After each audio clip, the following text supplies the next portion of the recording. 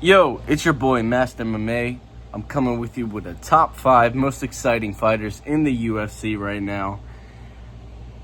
A subscriber recommended a list of my favorite fighters, but I want to do the most exciting fighters. Most exciting top 5 fighters in the UFC right now. And I'm starting off with Jack Della Maddalena, the welterweight champion. Where do I begin with this guy? He beat the hell out of Bilal Muhammad, the former champion, who was a champion while he beat him. Just using his boxing. The boxing alone is beautiful. He's a gift. He's a gift. And I'm going to have a lot of honorable mentions in this fight. In this video, because there's a lot that deserve it. But Jack Della Maddalena is my number 5. He's coming off a win off of Bilal Muhammad. Right before that, he KO'd Gilbert Burns in a beautiful, beautiful fight. And what can you say about this guy? He's beaten Kevin Holland. It was a split decision, I know that. And watching that fight, I was a Kevin Holland fan, and I wanted Kevin Holland to win, but he did not win. The boxing of Jack Della Maddalena is something to behold. It really is. It very, very much is. That guy is special. I think he's going to go a long way. I saw a post by UFC India today saying, will Jack Della Maddalena become the greatest UFC welterweight champion of all time? And I think that's a little disrespectful to, GSP, because I have GSP as my number 2 or number 1 greatest pound-for-pound fighter of all time. It's going to piss a lot of people off, but I have John Jones and I have Anderson Silva off the pound-for-pound list. Greatest Mount Rushmore list. For steroid use, for the roids, right in their arm. I don't agree with them being on the list. If you do steroids, you're off my list. And Jack Della Maddalena has some of the greatest boxing in the UFC right now. Obviously, one of my greatest honorable mentions is Ilia Topuria. As of now, he is not on my list. He's not a top 5 on my list because he's broken my heart too much to put on this list, but he is an honorable mention. I think if he beats Paddy Pimblett in, I don't know, December, I think he's fighting, or January, he will probably be on this list if he gets knocked out against the Scouser. The Scouser, we don't get knocked out. We crack on to anything.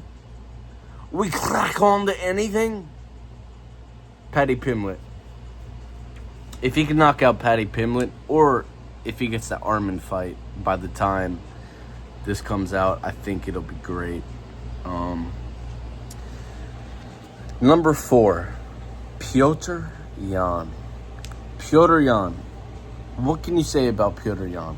One of the most exciting fighters in the MMA, in UFC. His boxing, I don't know if I'm very biased against boxing, but something about boxing in MMA, especially the UFC, gets me very excited. Petr Yan should have won against Sean O'Malley. Let's get that right.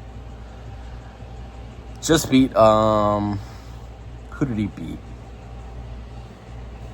I know he beat, he's beaten a lot of guys. He beat Corey Sandhagen, the last guy to fight against Merab Dvalishvili, the champion at bantamweight. He fought Song Yadong, and that was just amazing to see. That was vintage Petr Yan. Beat Jose Aldo. Beat Aljamain Sterling. He did beat Aljamain Sterling, I think, in both fights. Aljamain won the championship off an illegal knee. The illegal knee won Aljo the championship, but it should have went to a decision in that first fight. After Petr Yan beat him for 3 rounds at least. I think it was in the 4th round, Petr Yan hit that illegal knee. And he should have won. He should have won that. He should have won that. And I think their second fight was a toss-up. Anybody could have won that fight. But Petr Yan has such a technique to his fights that it just makes guys it makes guys crumble, you know? It makes guys crumble, and it is such a beauty to watch him fight. Such a beauty to watch him fight. I'm going to do a top 5 female fighters, most exciting female fighters in my next video.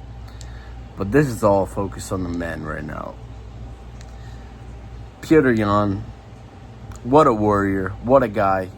He's more exciting than so many in the world. I have a few honorable mentions after this, but Petr Yan, what a guy. He is so exciting to watch, and I hope he gets that championship back. Because he fought Merab, and Merab shot 50, I believe a record, actually, 50 shots on Petr Yan, takedowns. If you don't know what shots mean, that means takedowns. So trying to wrestle your guy and take him down. Petr Yan hit 50 of those and only got, I believe, 13. And I truly believe Petr Yan is the only guy in the division right now that could possibly beat Merab Dvalishvili. Umar Nurmagomedov is very good as well. He could potentially win that. You know, he lost 48-47, I believe, in his last fight. 49-46 to one judge. But Petr Yan, I believe, has the mentality and the skill to actually beat Merab Dvalishvili if they rematch. Which I believe Merab is going to fight him in the next one. He should. He should. There should be no other person. Number 3, Tom Aspinall. What can you say about Tom Aspinall? I was the biggest Sergey Pavlovich fan you could find. That guy was the white Francis Ngannou. That guy was knocking out everybody. And when they fought for the interim championship, what a fight. What a fight. I remember Pavlovich cracking Tom Aspinall on the chin early in the fight. And I thought, oh man, it's not looking good for Tom. But Tom Aspinall's speed, his agility at that weight is something different. It is something different. The man is special. And there's a reason. John Jones knows there's a reason the guy is special. That's why he doesn't want to fight him. He's calling out Alex Pereira. He's calling out everybody else besides Tom Aspinall. And there is a very good reason. There's a very good reason. Because the guy has wins over Curtis Blades once. Because he got injured against Curtis Blades, I believe, in the first time. But seeing the rematch in that fight, we knew how it would go. We knew how it would go against Curtis Blades. He's beaten Volkov. And they're all coming in the first round. Tom Aspinall is beating these people up in the first round. He's beating these guys up in the first round. It's something beautiful to see. He's running through the division.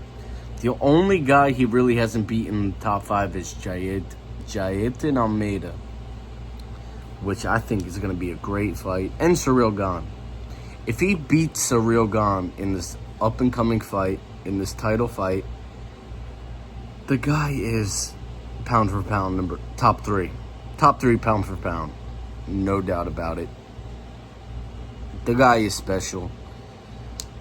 The guy is amazing. After the Sergey Pavlovich fight, I will no longer doubt that man. I will no longer doubt Tom Aspinall. And I won't doubt him now because I believe he is that special. I believe he's that special.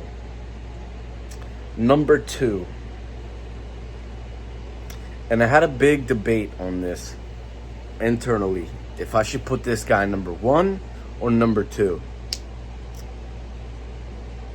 Number 2. Yuri Prochazka. What can you say about Yuri Pro? Yuri Pro. The guy's beaten every single top 10 fighter he's fought besides Alex Pereira. And, let's talk about something else right now. The fact he's not a top 15 pound-for-pound fighter in the UFC rankings list over Arman Tsarukyan, over, who's the welterweight guy? Shavkat Rakhmonov. The fact he's not above those guys is crazy. The only guy he's lost to is a top 4, top 3 greatest pound-for-pound fighter in the world, and Alex Pereira. And Alex Pereira should be number 2 or 3 right now in the pound-for-pound rankings after beating Ankalaev. Yuri Prochazka just came off one of the greatest wins I've ever seen. Greatest comebacks I've ever seen against Khalil Rountree. And Khalil Rountree, he's no joke. Khalil Rountree arguably beat Alex Pereira for 3 rounds. While he beat Yuri Prochazka for 2 rounds, Yuri came back, found his groove, beat Khalil Rountree in the 3rd round after finding that groove. I saw a comment today. Somebody commented on my post and said, everybody has a plan until they get punched in the mouth. Mike Tyson. Everybody has a punch until they get punched in the mouth.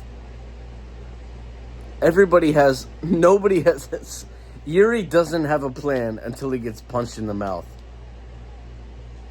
And it's absolutely true. Yuri does not have a Yuri doesn't have a plan until he gets punched. That's his game plan. Everybody has a game plan until they get punched in the mouth. Yuri doesn't have a game plan until he gets punched in the mouth. That's what they said. And it's absolutely true. You saw it in the 3rd round. 2 minutes in, Yuri just turned up a level. Found his groove. Beat the crap out of Khalil. Made him tired. Hit him with some nasty body shots. I want to say about 11, 12 body shots. It was beautiful. Yuri Prochazka beat Dominic Reyes, beat Khalil Rountree, beat so many guys. Yuri beat Rakic, Khalil, Dominic, Jamal. The guy is just a marauder. I mean, the guy is something special. That is one champion he beat. Should have been 2 with Dominic Reyes, because we all know Dominic Reyes beat John Jones. But what a special guy. What a guy. And that's my number 2, Yuri Prochazka. Top 5 most exciting fighters. Number 1, the only guy in the UFC to beat Yuri Prochazka, Alex Pereira. If you watch my last video, you would see October is my favorite month of the year because we just get our guys that win. The guys we really want to see win. Charles Oliveira is coming off a great win against Mateus Gamrot. October is great. October is amazing. But what can I say about Alex Pereira? Just beat Magomed Ankalaev in 1 minute and 20 seconds. 80 seconds is all it took. And the guy wasn't taken down a single time in both fights. Magomed Ankalaev, the greatest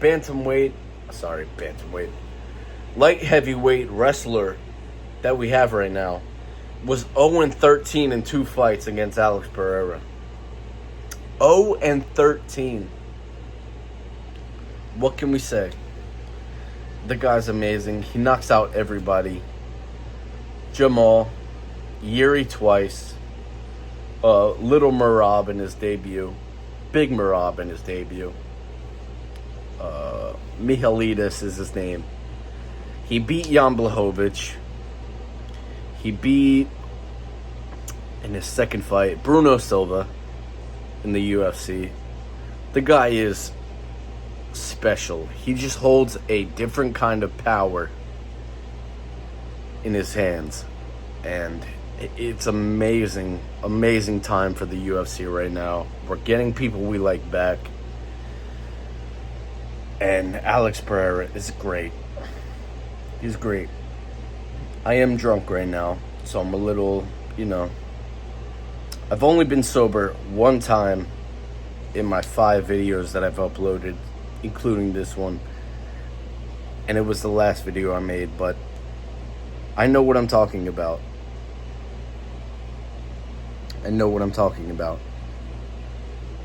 Alex Pereira is back on top, and that's great for the UFC.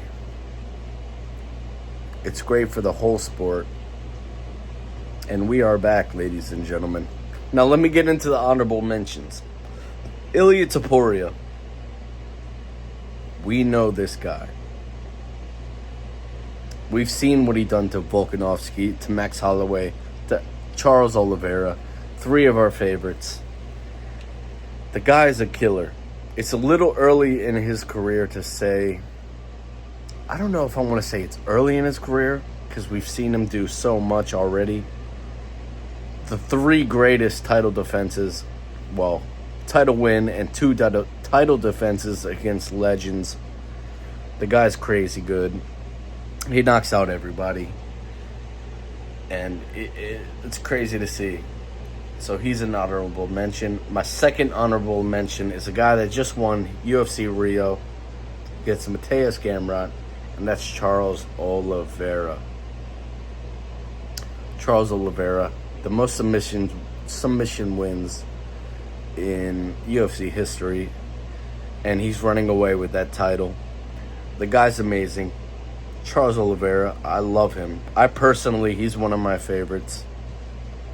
I like him a lot more than a few guys on this list. But as for most exciting, this is my list. What a time to be a UFC fan. And that's my list. That's my honorable mentions. It's Masked MMA. I'm out of here. I'm drunk. So bear with me. Goodbye.